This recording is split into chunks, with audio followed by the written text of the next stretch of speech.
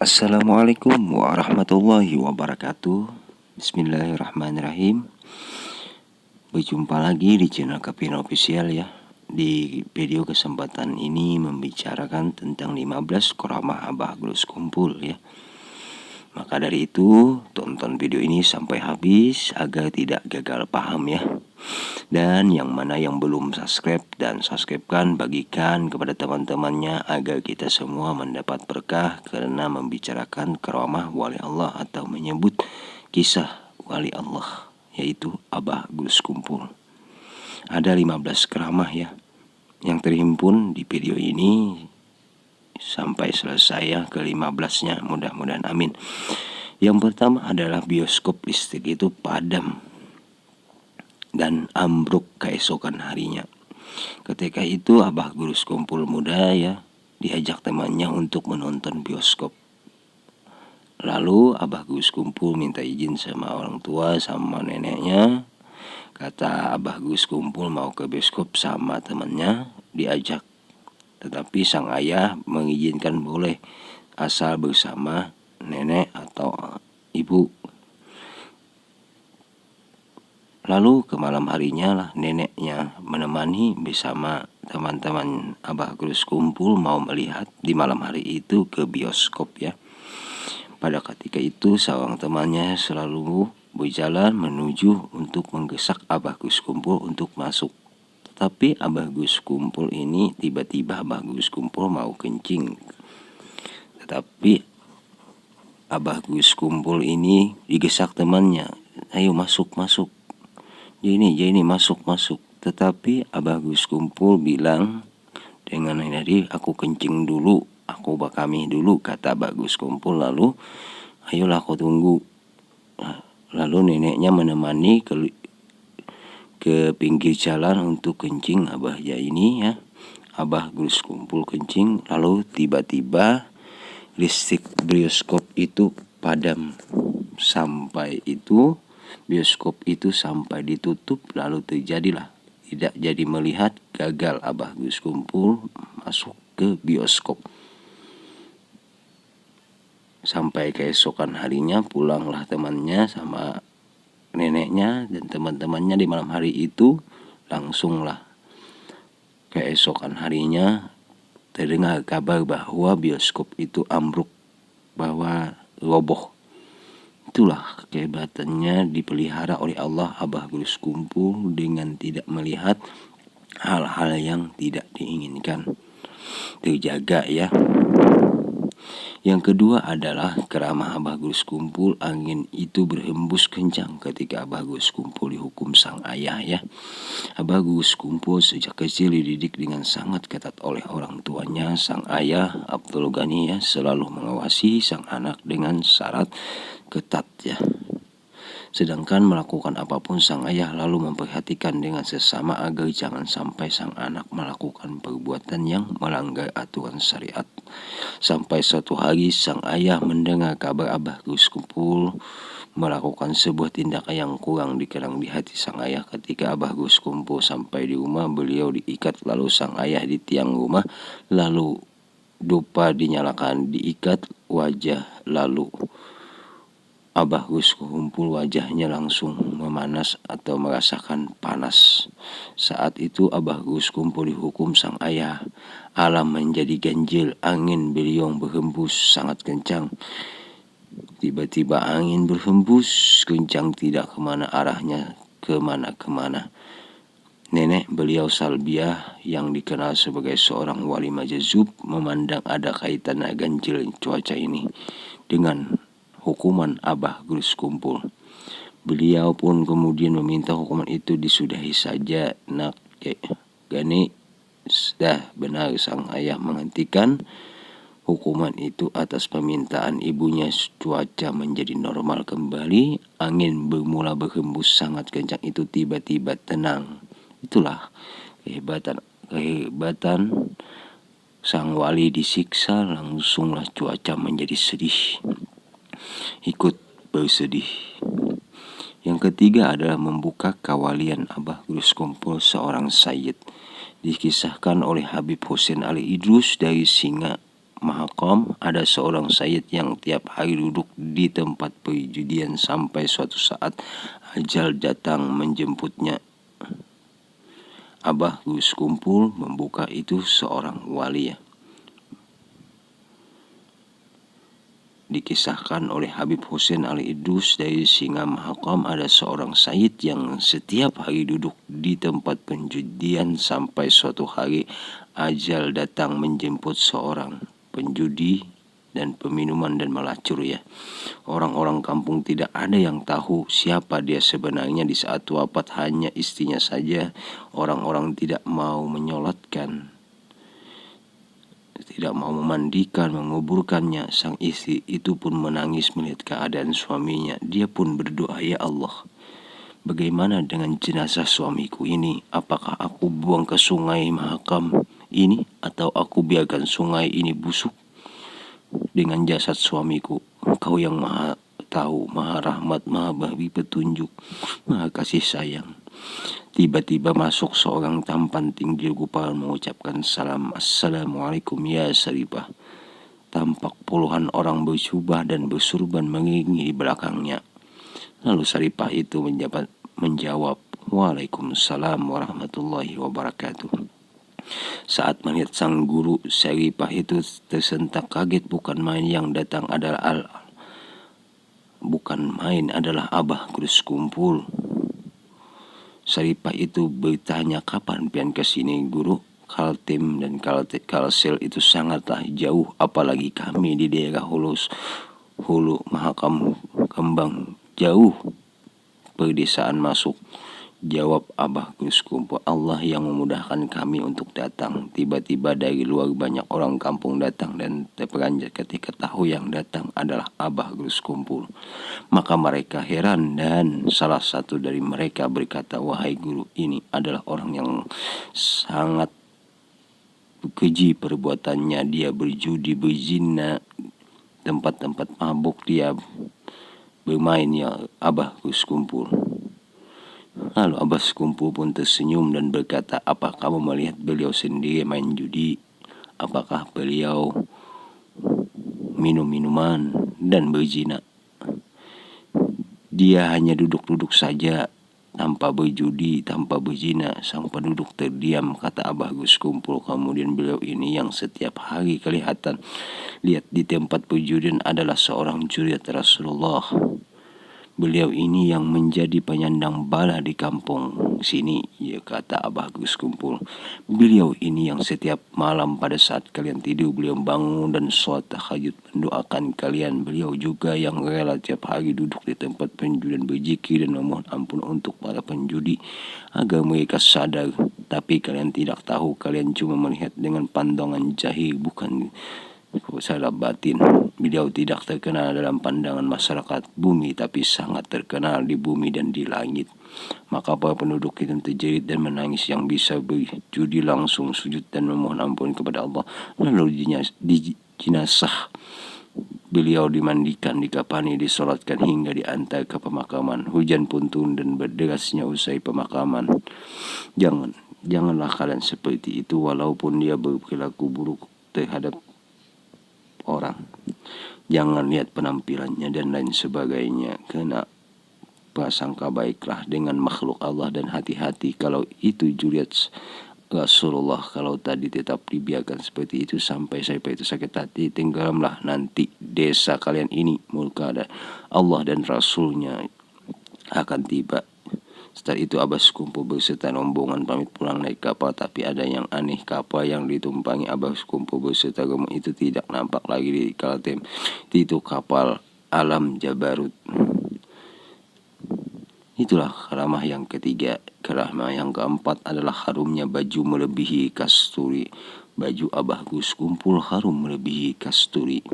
Karamah ini dikisahkan langsung oleh Ummi Ila, ibunda Muhammad Amin Badali dan Ahmad Khatib Badai, bahwa guru Kumpul sering memakai kaos putih apabila tidur, yang kaos putih itu bau harum, Masya Allah, sangat harum melebihi minyak harum kasturi. Padahal di rumah itu tidak ada yang punya minyak harum seperti itu, bahkan abah pun juga tidak memilikinya. Aku cuci, kata Umi Ila, masih saja ada bau harumnya. Umi Ila bertanya, bau harum apa ini awet sekali tidak mau hilang? Dijawab Abah Gus Kumpul, bagaimana bisa hilang baunya kalau kotanya ilmu datang terus. Umi Ila paham kalau Abah Gus itu sering didatangi Rasulullah, subhanallah. Yang kelima, membela diri. Ada seorang murid yang termaksud dekat dengan Abah Gus Kumpul ya. Yang kelima, membela diri. Ada seorang murid yang termaksud dekat dengan Abah Gus Kumpul menceritakan ketika ia berkunjung ke rumah Abah Gus Kumpul. Saat itu rupanya Abah Gus Kumpul sedang asik menceritakan sesuatu, kisah-kisah ataupun pembicaraan, tanpa terasa waktu sholat tiba dan si murid menunggu Abah Gus Kumpul untuk sholat bersama. Hingga Abah Gus Kumpul bilang, ayuhan nangai, menyawa hendak sholat sembahyang badahuluha.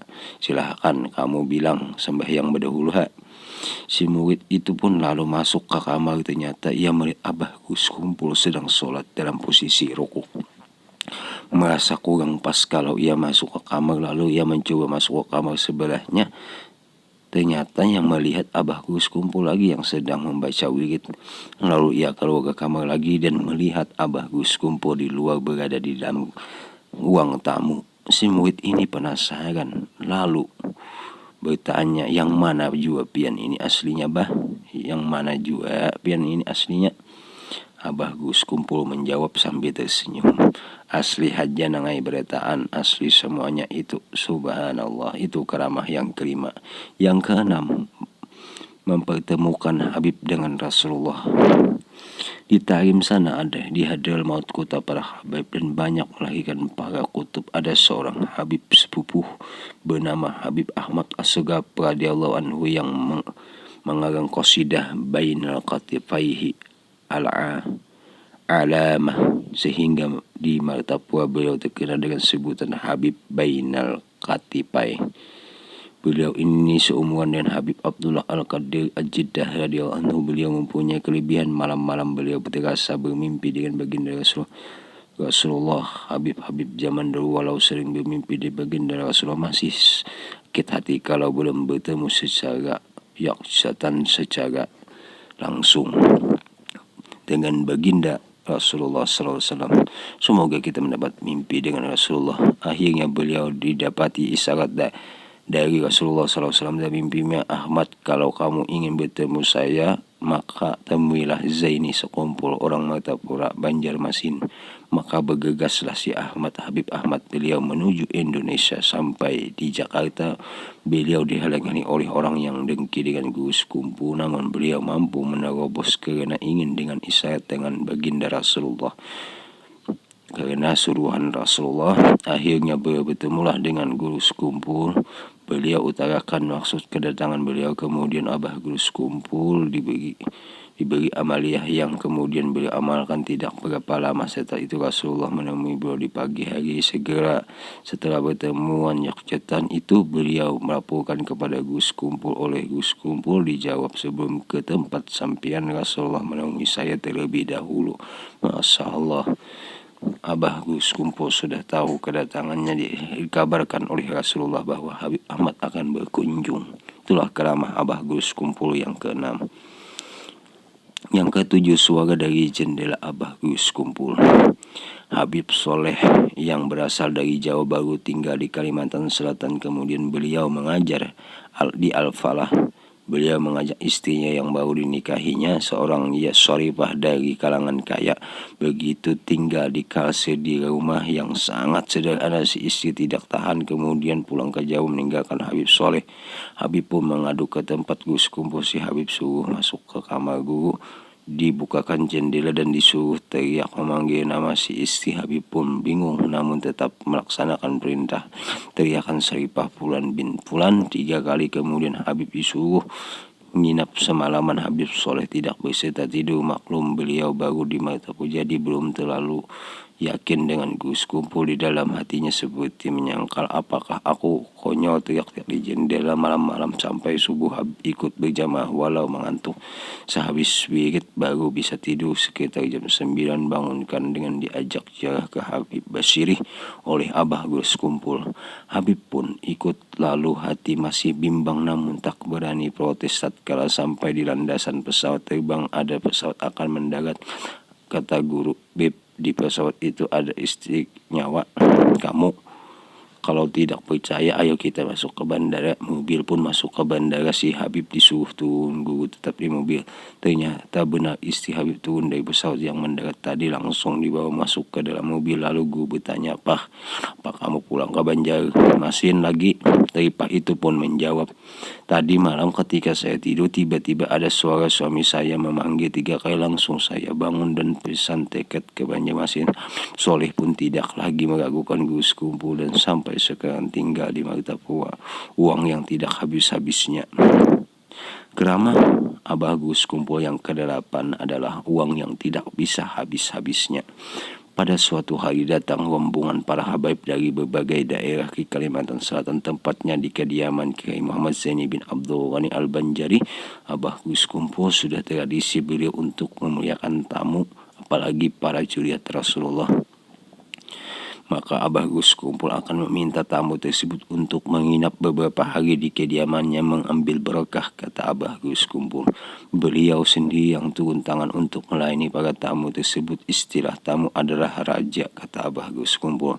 Sangatlah terlihat dari sikap dan perilaku Abah Gus Kumpul terhadap para tamu. Bahkan tamu itu istimewa dari kalangan habaib juriat Rasulullah. Maka bergantian Abah Gus Kumpul menyalami atau satu para habib tersebut. Diciumi Abah Gus Kumpul tangannya dan dipeluk Abah Gus Kumpul. Jumlah habib itu yang datang puluhan. Tapi ada yang aneh, sambil Abah bersalaman dengan satu persatu dari para habaib tersebut, sambil Abah Gus Kumpul memanggil uang dari kantong baju beliau dan memasukkan uang tersebut ke kantong baju satu persatu para habaib tersebut.